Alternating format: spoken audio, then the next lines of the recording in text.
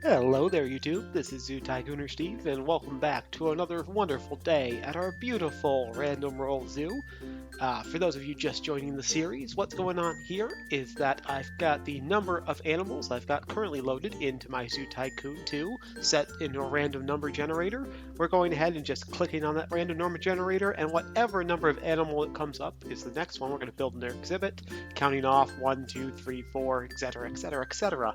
So, without further ado, we've gone ahead, we've made our entrance, and we made a beautiful Darwin's Rhea exhibit in episode 1. In episode 2, we rolled a Barrel exhibit, which we made right here. We've gotten these 2 alpine animals in a row. The question is, can we get a third alpine animal and complete a trifecta of on-theme exhibits? I doubt it, but let's go ahead and find out. Okay, so we've got the generator in here. Let's go ahead and click the button. We have number making 234. Let's go ahead and see what that gets us. All right, 16 in, that's 224. So 234, we need 1, 2, 3, 4, 5, 6, 7, 8, 9, 10. Oh, landed right in between 2 dinosaurs. I thought we were going to get them. The Indian Vulture. Our next exhibit is going to be for the Indian Vulture. All right, we can certainly do something with that. Let's check where we are exactly in the map. Probably going to have to force ourselves to start curving north, kind of coming around the Barrel exhibit. But we can put in a turkey vulture, kind of a little thing here. That's sort of dead ends. But yeah, okay, thoughts are starting to occur. Thoughts are starting to occur indeed. Yeah. This is another, we've kind of hit like 3 major, or 3 like really well done models in terms of details. Oh, but this is not an alpine animal. This is a semi-desert. We did lose that. It is an endangered species, or it's a critical species even. So little bonus points for that. Anyway, we're going to build it in this general area. First thing I'm probably going to do is build the wall around so I know exactly where the edges is, so I don't have the same problems that were occurring when we tried to make the entrance. That was not fun. Okay, yeah, I know what I'm going to do. More or less, mostly less. But anyway, let's go ahead and go to the build. I'll see you on the other side.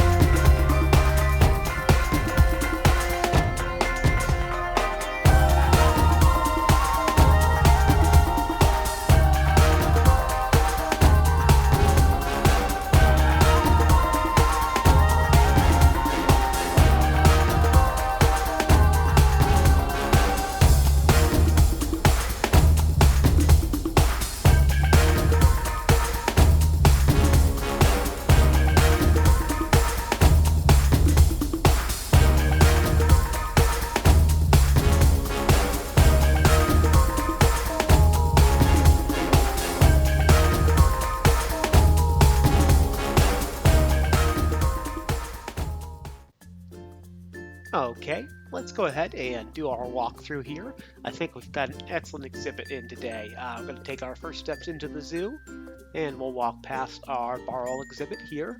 Still pretty pleased with that one. That came out pretty well. And of course, to the left, you can see our Darwin's Rias walking around in the back. They're all completely happy. Oh, nope, one's actually really hungry. I just lied. I lied. One's really hungry, but they all have access to food right there. They just need to wake up and take care of it. And what is this down here? It's our new Indian Vulture exhibit. Took the time to put some signage up for this one. Also wanted to put this little fountain area in here. I thought the pathway was just getting a little too large to be completely empty.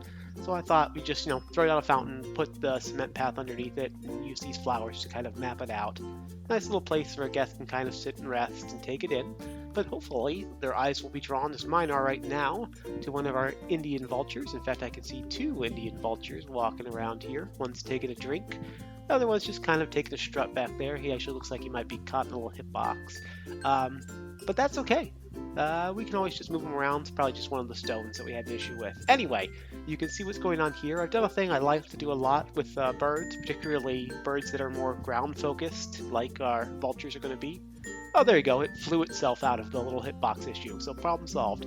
I kind of made a taller area here, and then a lower area going towards the back. We've blocked off the view to the back cage area by using some bushes and stuff. Kind of got a little tricky there. It works pretty well. See, these guys are getting around pretty happy. Saw one getting a drink, so we know that they're working fine. They're getting their needs set. It's a smaller exhibit from the outside, so we're not going to spend much time here. Instead, let's go ahead into this new back area we built for our zookeepers. If we go through this gate here, open it up, you know that we can continue to take this path to the back. That's going to be the entrance to our RIA exhibit that we viewed on the first time. So I'm not going to take you back through there. Instead, we're going to focus on this new barn that we've built here. And I'm really actually very proud of this because it's a very small space, but I managed to get 2 cages in. So you can see here, there's 2 cages here. One of our, I believe that's one of the females. One of the females there eating some of that delicious bug-infested meat. Oh, and it looks like, yeah, okay. We know this is a working exhibit because this guy just strutted in from the outside. Looks like he's getting a little something to drink. But you can see what we do here. We actually have 2 2x2 cages here. There's a 2x2 cage that comes in on the right-hand side, and on the left-hand side, you just walk through this little hallway, and you get to another 2x2 cage in the hallway. So that way, even though it's a pretty small little barn is the word I want to use for it, even though it's kind of small, you can see that we've got 2 good-sized cages for ours without having to redesign it or run into the wall for the zoo, which is just on the other side of this wall. It also left us plenty of room for a nice little area here, just so we could make a pretty cute little working area. They've got a computer, they've got some papers to write down. If they go crazy, they can use this to make a conspiracy board with the red yarn. And of course, we've got a couple of bulletin boards up so we can keep tabs on our Indian vultures. Yeah, you're doing pretty good.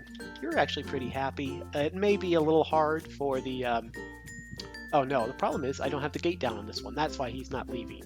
This is one of those adjustable gates, and I haven't brought this one all the way down, so he thinks he's in. So it's probably working. We know they didn't get in and out. I'm happy with that. Let's go ahead into the exhibit ourselves. For that, we're going to go through this door. Oh, and some shrubbery stuck inside. We'll have to move those to clear up some room. But we can exit the shrubbery here and go out into the main exhibit without having to walk through the pen area. Always a bonus, because you don't want to have to stoop through the gate. This is working pretty well. They're all eating all the food and all the water, which is always a good sign that it's actually working. So yeah, this is a very good exhibit, I think, of a small aviary with a nice, decent-sized barn on it. I'm really proud of that barn because it just kind of came to me. I didn't pre-plan that. It just, here, let me show it off to you. I'm going to be proud. Be a little proud papa of this. You can see this aerial view. So you can see that there's 2 entrances here. And because I did a 3x3 thing, like normally I would do a 4x4, so that way I could just put 2 cages up front. But by doing it 3x3, I just made a 2x2 one here. And there's the little hallway, and there's another 2x2 one. And this little hallway is used for the doors. So there's door here, door here, door here, and this door, obviously. lets the zookeepers in. So that's how that works. It's a little inspiration if you're building a barn for yourself. I am really happy with how that turned out. Obviously, we're going to have to move some plants out of the way. But other than that, really, really glad. And it fits that area. It fits the corner really well. I'm just very proud of this because, like I said, I didn't plan this at all. I'm doing the zoo completely random. And usually, if I don't plan it, I have issues like we did on the first one where I ran out of the room with the Rias. This one just fit perfectly. So maybe I'm actually learning how to play this game well. I highly doubt it. But anyway, I'm not going to take any more time of yours today. I want to thank you for joining me. If you like this video, be sure to actually like the video, do the subscribe thing, do the bell thing. I think that's all I'm required to say. So I'm just going to say thank you for joining me today. And this is Zoo Tycooner Steve saying bye.